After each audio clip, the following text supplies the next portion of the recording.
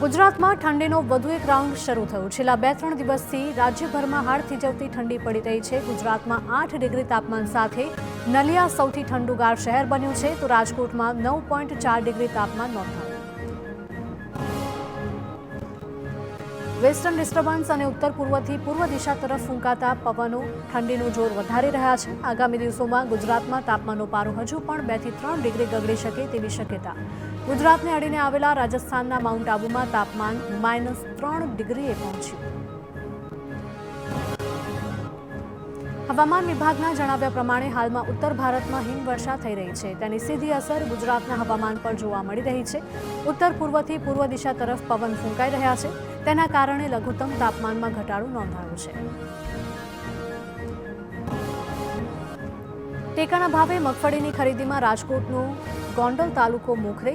જિલ્લામાં ટેકાના ભાવે મગફળીની ખરીદી માટે 4,70,000 ખેડૂતોએ કરાવી હતી નોંધણી, જેમાં સૌથી વધુ 32,000 ખેડૂતો ગોંડલ તાલુકાના હતા। ગોંડલ તાલુકામાં અત્યાર સુધીમાં 32,000માંથી 31,000 ખેડૂતોની મગફળી ટેકાના ભાવે વેચાઈ। પાટણમાં પશુઓના બાડામાં ગેરકાયદે રહેતા પાણીપુરીના ધંધાર્થીઓ પર તવાઈ। પાણીપુરી બનાવતા એકમોમાંથી ઝડપાયો અખાદ્ય ખોરાક। ચીફ ઓફિસરે પશુઓના બાડા ધારકો સામે કાર્યવાહી શરૂ કરી। પાણીપુરીના ધંધા સાથે જોડાયેલા એકમો સામે પણ કાર્યવાહી।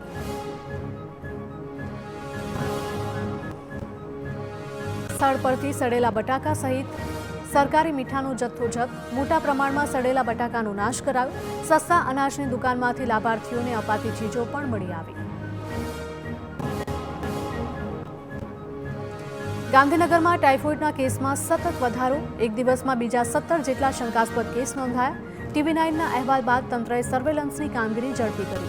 સિવિલ હોસ્પિટલમાંથી 15 જેટલા દર્દીઓને રજા આપવામાં આવી। કેન્દ્રીય ગૃહપ્રધાન અમિત શાહે તાત્કાલિક સર્વેની કામગીરી કરવા આદેશ આપ્યો। ટાઇફોઇડના કેસ વધતા શહેર વસાવત મહાસંઘે પ્રશાસન પર લગાવ્યા આરોપ। કરોડોના ખર્ચે શહેરની લાઇનો બદલવામાં આવી। તંત્રની બેદરકારીથી પીવાનું પાણી ગટરના પાણી સાથે ભળી જતું હોવાનો આરોપ। સરકાર તાત્કાલિક પગલાં લે તેવી માંગ।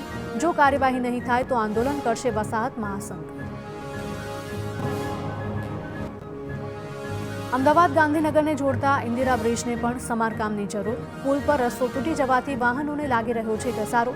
માર્ગ અને મકાન વિભાગ બ્રિજની સ્થિતિથી અજાણ હતો। TV9ના અહેવાલ બાદ ગાંધીનગર યોજના વિભાગે બ્રિજ પર માત્ર તિરાડ હોવાનું જણાવી બ્રિજ સુરક્ષિત હોવાનો ઇજનેરનો દાવો।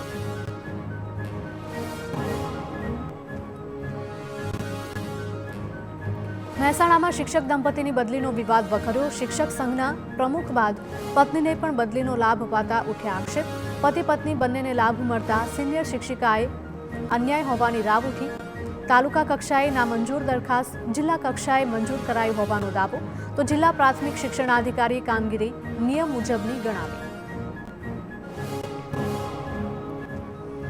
તારીખ 11 અને 12 જાન્યુઆરીએ પીએમ નરેન્દ્ર મોદી ગુજરાત આવશે। પીએમ મોદીની સંભવિત મુલાકાતને જોતા અમદાવાદમાં તડામાર તૈયારી। રિવરફ્રન્ટ રોડ પર વડાપ્રધાન મોદીના સંભવિત રોડ શો માટે તંત્રએ કમર કસી। ફ્લાવર શોથી લઈ પતંગોત્સવ સુધીના માર્ગ પર પેચવર્ક શરૂ કરાયું। રિવરફ્રન્ટ રોડની બંને બાજુ રેલિંગ લગાવવામાં આવી। અમદાવાદમાં આંતરરાષ્ટ્રીય પતંગોત્સવની તડામાર તૈયારી। વડાપ્રધાન નરેન્દ્ર મોદી અને જર્મનીના વાઇસ ચાન્સેલર પતંગોત્સવનો કરાવી શકે છે પ્રારંભ। પીએમ નરેન્દ્ર મોદીની સંભવિત મુલાકાતને લઈ તૈયારી શરૂ। વલ્લભ સદન પાસે રિવરફ્રન્ટ મેદાન ખાતે પતંગોત્સવની તૈયારી હાલ પૂરજોશમાં। અનેક દેશોના પતંગબાજો પતંગોત્સવમાં હાજરી આપશે। ખેડાના નડિયાદના કલાકાર સતીશ પાટીલે ગૃહમંત્રી અમિત શાહને પોતે બનાવેલું ચિત્ર અર્પણ કર્યું। માત્ર પેન્સિલના ટપકા વડે તૈયાર કરાયું છે આ પેઇન્ટિંગ, જેમાં અમિત શાહના કાર્યકાળ દરમિયાન લેવાયેલા કેટલાક ઐતિહાસિક નિર્ણયોને કંડારવામાં આવ્યા છે।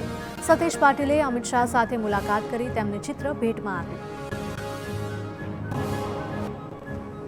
સુરતમાં નાયબ મુખ્યમંત્રી હર્ષ સંઘવીની તબીબોને સલાહ। કુપોષણ બાળકો ઉપર કામ કરવા નાયબ મુખ્યમંત્રીએ સલાહ આપી। પીડિયાટ્રિક એસોસિએશનના અધ્યક્ષની નિમણૂકના કાર્યક્રમમાં નાયબ મુખ્યમંત્રી હાજર રહ્યા હતા। કાર્યક્રમમાં હાજર તબીબોને શાળાના બાળકો કુપોષણથી બચાવવા કામ કરવા માટે સલાહ આપી।